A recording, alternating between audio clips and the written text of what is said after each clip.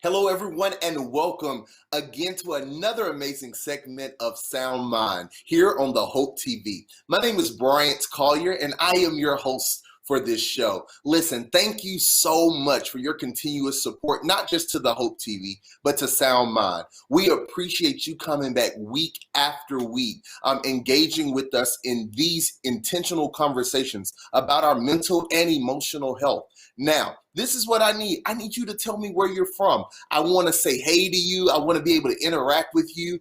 So let us know where you're watching from, who you're watching with, and please share it with at least 5 people. Listen, I know you're in a group thread. I know you got some homeboys, sisters, friends that you can share this broadcast with today. It's going to be amazing. So right now, share it with 5 people. We have an amazing segment today. You know her. She's been on here with me a few times before. We want to welcome back to Sound Mind, Dr. D. Monique. Hey, my sister. Hey, how are you? I am good. It's so good to see you today. Good to see you as well. All right, you ready to get into it? Hey, let's get into it. So, you know, the whole world right now is in a disarray after last week. There was a red table talk, and we're not going to even go fully in it, but I'm sure you know what I'm talking about. I am very familiar with what you're talking about. Very familiar. I think there was a word that's going viral and trending all over the world, entangled. Entanglement, yes. Entanglement. And so I just want to kind of dive into a real conversation about that. So it went viral, like in the midst of everything that's going on in the world. This couple who we've known, Will Smith, Jada Pinkett Smith, you know, they came to the table to have a discussion about their marriage and their partnership, and she used the word entanglement, and that created a whole disarray. Memes out there, and it seems like, and I'm just going to be honest about my opinion, it's a large representation of what dysfunction looks like. What do you think, Dr. D. Monique? Well, I totally agree. I think that that was a picture of dysfunction in a lot of different ways, and the way we reacted to it as a society, I think, says a lot about us and how we function in dysfunction, or how we glamorize dysfunction, or polarize it, or give so much attention to it. It sounds like you just told me we love and crave dysfunction. Oh, of course, of course. As a society, we've been conditioned, I think, to embrace dysfunction as either entertainment, as news, business, gossip, tea, whatever you want to call it.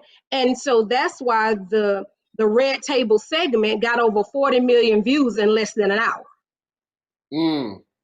Because we love it. We love that kind of thing. And if you think about like reality TV, like everybody's been crazy about Greenleaf, like we love that type of dysfunction. I'm not even going to find another cute word for it, but we are like engulfed in it. So talk to me, what would you say from a professional perspective? What are the dangers mentally and emotionally of involving and drowning in that much dysfunction and making it normal? Well, I'll say this, and not to speak, like I said, specifically on their situation, but situations as a whole. We have to be very mindful and careful of getting wrapped up, tangled up, entangled, tied up with dysfunction. Because what happens, if you look at the at Facebook, Instagram during that time, that's all you saw. I mean, everybody was engulfed in this whole situation, to the point where things that mattered didn't matter because that's all you heard about. And so if you look at it, at the bare bones of what happened, you have a couple that's married, and one person, for whatever reason, because we don't know their whole situation, had a relationship with someone else. Now, just out of pure situation alone, being married doesn't really lend itself to having other relationships, romantic relationships. That's Help just somebody out here, Dr. D. Monique. I Help mean, somebody I'm out here. just saying. So what happened, um, August, well, the other party, released the information prior to her being able to say her side of it or release it, and she wasn't ready. But what we did as a society, we started taking sides. We had all of our opinions. Everybody became a marriage therapist, a life coach. We fixing lives on Facebook, Instagram, Twitter, whatever. But at the core of it, we got into an in-depth conversation as a society about something that was dysfunctional. So you said something. You said before she was able to even address it, someone else aired the business of the situation and people were driven to it. It sounds like a lot of what happens in our day-to-day life. I'll be honest with you.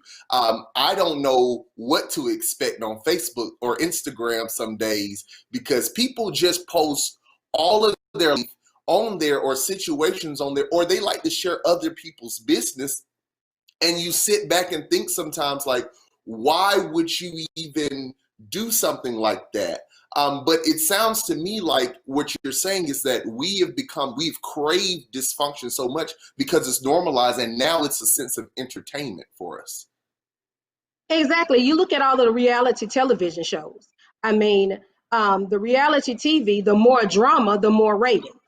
And Yep. so you think about shows where people are constantly fighting, arguing. Somebody's finding out that somebody slept with somebody else. We're drawn to that type of thing because as a society, I think that has been normalized. The dysfunction has become functional in the sense of we're so used to it. That's what we look for and that's what we crave. So the less drama, the less ratings. The more fights, the more secrets, the more lies, the more cheating scandals, then those where the ratings will skyrocket. And then what happens, you have all of these spin-off shows from that one level of dysfunction. You look at, and it's like, okay. And the shows that don't get the ratings are the shows where the people are not fighting. The people are not, the shows that have good, wholesome type of, and I'm speaking of reality TV on this sense, good, wholesome type of entertainment. We're not entertained by that. We're entertained by the drama and the dysfunction. Mm-hmm. It's almost sad because what you're doing with having that type of normality or that normacy and craving of dysfunction, we're now building a whole generation and just a whole population of people from all generations that's what the expectation is, and it would be crazy. And I'm not licensed. I don't want to put words in the therapist's mouth, but is there a possibility, Dr. D. Monique, that with creating normacy this large, that we can't separate from reality TV craving to our real life craving? Oh, of course. I think that happens so much. You look at shows where, people are supposed to be in love with each other, but they're fighting, arguing, fussing, cheating on each other. And then what happens, especially with younger teenage, early 20s, what happens, we present that as a picture of normal. So they can get in a perfectly stable relationship, but if the person is not cursing them out, they're not fussing and arguing, having fights that are taped and put on Instagram, and they're not having Twitter wars and different things like that, it's almost like, well, the relationship isn't normal because that is what everyone else is doing. So what we've done as a society, we functionalize dysfunction. Ooh! So are you telling me that for some of us, we don't give some people a chance and we possibly end some relationships and friendships because it's not enough drama? Oh, of course, the person is too normal. And in the sense of their lane. Lame meaning, okay, it ain't enough drama coming along with them. Or this ain't exciting. And I've heard people say, well, this relationship is boring, or he's boring, or this and this and that. But a lot of times it may not be that it's boring. It may just be that that person is just normal, and normal in the sense of I don't do drama. I don't want foolishness. I don't want every time we have an argument, you go to Facebook and Twitter, and then we hash it out that way, or you calling exes and doing pull-ups, drive-ups, and all this other kind of stuff. So then that normal actually becomes abnormal because it's not what everybody's doing.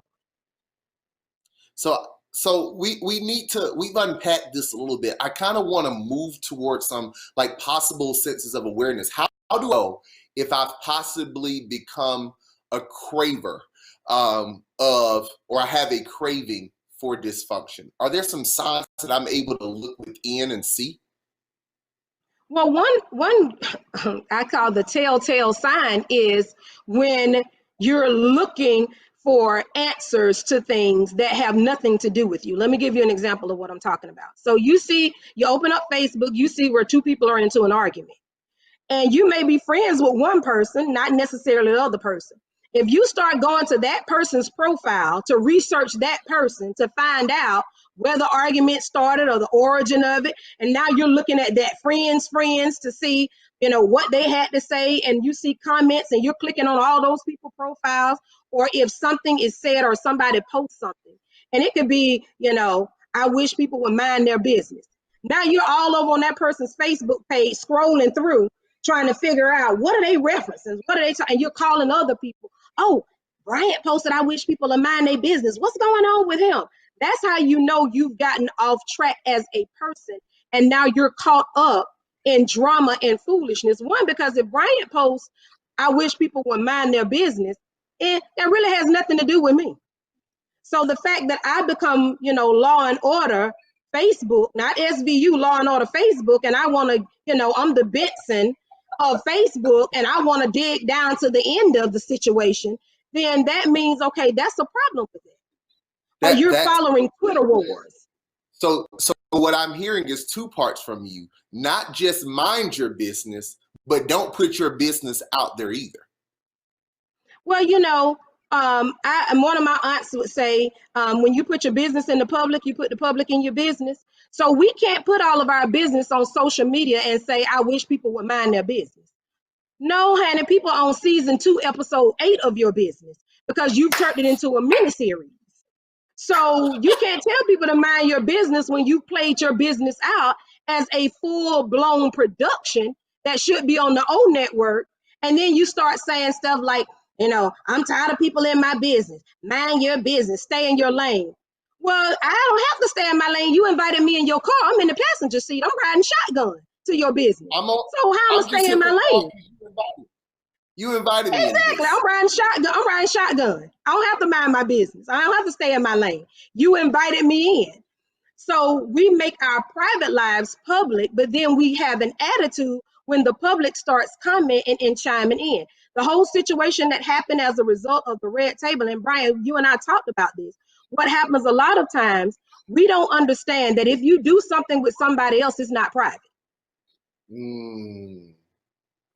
Say that one more time. Say that one more time. For the people in the back, in the real cheap seats. You can't do something in the presence of someone else or with someone else and then have a nerve to say, well, that's my private business. No, it's your business collectively. And I think what happened in that situation, one person decided to share without letting the other person know they were sharing, so they couldn't get in front of the situation. They were kind of playing behind the 8 ball.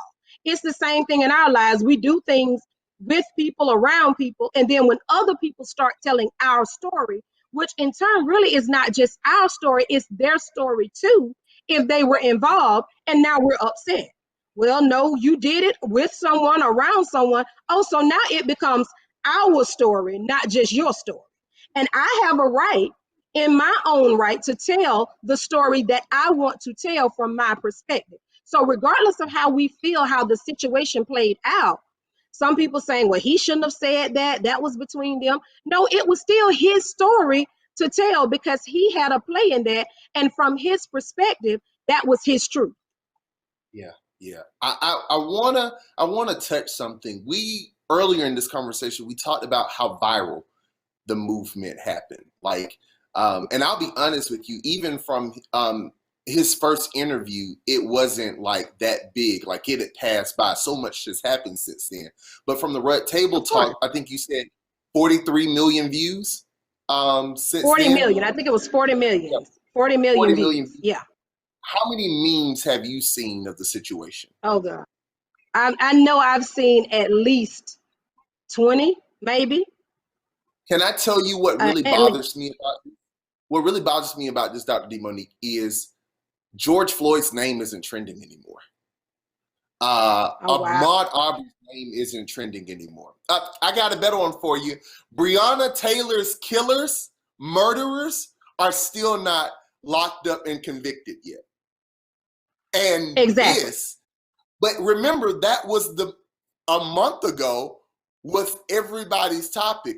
But now it seems like, and it makes me think, and I don't want to be insensitive with saying this, but it almost makes me think that the movement wasn't fueled by pure ambition and desire to see change, but more fueled by drama.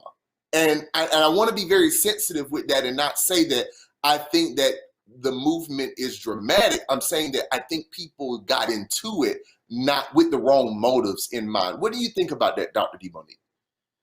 Oh, I totally agree. I think that what happens, drama causes us to lose focus of what's important. So we were, and as a people, we have to be careful about that, not just, in our personal lives, but as society as a whole, what you just mentioned, the things that are important. Black lives matter. The movement matters. The movement continues. The marathon continues. But what happens, we get sidetracked by foolishness. And so this is a situation of, and when I call the situation foolishness, it is foolishness as it relates to the society as a whole. I'm not married to either one of them. I didn't get any money from that red table, just like I didn't get money from August Alsina sitting down with Angela. I didn't get paid from that. Right. I didn't get an internal payoff from that. And so what happens, the drama that ensued around the whole incident caused all of us, and I say us because I speak of us as a society, I don't exclude myself, because of course I laughed at memes. Let's be clear. I laughed at them, I commented on them because it was hilarious. And initially it was hilarious. I mean, but the more you sit and think and you start reflecting, it's like, okay, now that's about 45 minutes of my life I can't get back because if you're not careful, you'll find yourself scrolling for minutes and the minutes turn into hours. And then you're looking for the next funny meme to come out or the next funny, catchphrase that someone will say. And then you totally lose track and sight of what's really important. So like you said, those names aren't trending anymore. Why? Because something else is trending. But how is that bettering us as a society, as a people? How does that forward our movement? It doesn't. We're not even talking about go and vote. We're not talking about changing things as a society. We're talking about a red table where two married people are discussing something that happened within the bounds of their marriage that has nothing to do with any one of us. But what does have something to do with us are those polls and voting, because that's where the change comes in our lives or things that will affect our lives. We're caught up in things that have nothing to do with us because when the lights were dimmed and the cameras were off, that was the end of the access that we had to that situation, unless somebody decides to come out and say something else.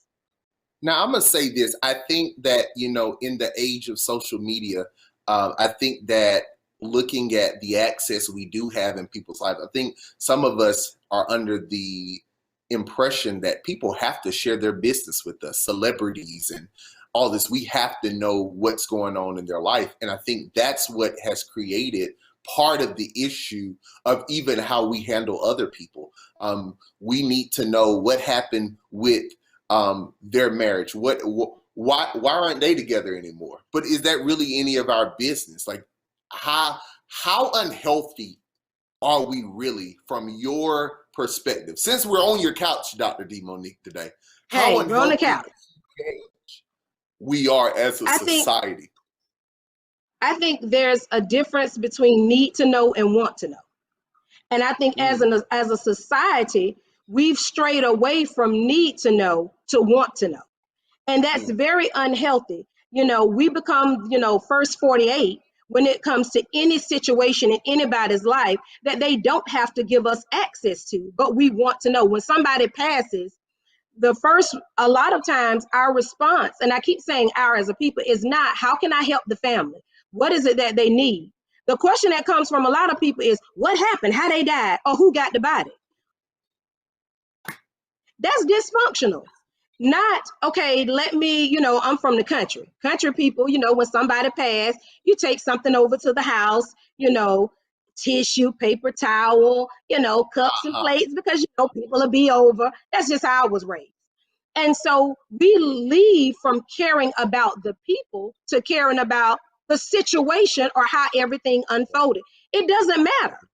But I will say this as it relates to people, celebrities, and people in the public. You can't be, and I think Pastor Paul Little from Build Mount Zion, one of, a good pastor friend of mine said, you can't be in the public eye and expect privacy. So once Yeah. you're on that platform, even with you, Bryant, being on this platform, then once you open yourself up to society, then you do have to be mindful of the message that you send, the life that you live, because you are now a public figure. So a lot of what you do is not private. You're not just the everyday Joe now. You're Bryant Collier from Sound Mind of House of Hope. Okay, that takes on a whole different connotation. And Mhm. so, in a sense, that kind of becomes the culture that we feel like, okay, because they are public figures, they have to let us know. Well, they don't have to let you know, but in a sense, a lot of what they do will become. Paparazzi doesn't follow me around. So, I mean, if I run in I'm just Walmart with trying a to get a bonnet, call. I'm just trying to get a exactly, call back and a text back. That's all I'm trying to get. I that's don't I it, don't have paparazzi. which I won't run into Walmart with a bonnet. That's a no-no. But if I run into Walmart, with a Delta cap pulled down really low, mm, some wrinkled jeans and kind of a wrinkled shirt, I don't have to worry about pictures being snapped and, it going viral. Whereas if you're in the public eye, yeah, people are following you around constantly, but the biggest key and the takeaway for everyone is just because it's out there, it doesn't mean that you have to read it. It doesn't mean you have to get engulfed in it. It doesn't mean that you have to get consumed by it. It's okay to read something, to laugh, make a comment, let it go, and move on with your life. That's fine. I mean, because again, we're human. So I don't want to dehumanize who we are and just our natural being. What I'm saying is, that was weeks ago, and some people are still on it, still talking about it, still engulfed by it, and can't move on to normal life because they're still caught up in somebody else's life and their drama. I want to ask a question because I'm sure someone out there is like, well, I'm not entangled with dysfunction. I don't crave dysfunction. It's just something I do to clear my mind. I just watch this kind of TV. It's just something mindless that I do. What is your response to that, Dr. Demonique? Be mindful of the mindless time. Say that one more time. One more time. Be mindful of the mindless time. Be mindful of, and I'm really big into journaling, and I even tell my clients this because a lot of times we don't see our level of dysfunction until we can go back and read it later. So if you're not sure if that's you, then just take a couple of days and just write a log of your time. What are you spending your time on? How much reality TV are you actually watching? Are you watching so much reality TV that you're staying up to 3 or 4 o'clock in the morning and then you have to sleep at 1 o'clock or 2 o'clock the next morning because you were up late, engulfed in that? I binge watch Netflix series. Love doing it. That's my thing that I do on the weekends, my personal time. But if I start spending more time doing that than cleaning my house, taking care of what I need to take care of, eating right, exercising, you know, um, reading up on educational things, becoming a better therapist, that means that now I'm out of balance. So my thing is be mindful of the mindless time that you're spending. Keep track of it. Go back and look. If you spent, 70%, 60% of your awake time watching reality TV, then there might be an issue. Mm. Dr. Demonique, I thank you. As always, every time we come to your couch, you wear us out, and this time goes by so fast. I want to ask two more things, and then we're going to wrap up our time for the day. The first thing is, if our lives have gotten there, we are at a point where we can recognize, okay, I've become so consumed with other people's business, other people's life, things that don't pertain to my life. What would you suggest I can do? I know you just said journaling, but what can I do to recenter and refocus in my life and working through my stuff than other individual stuff?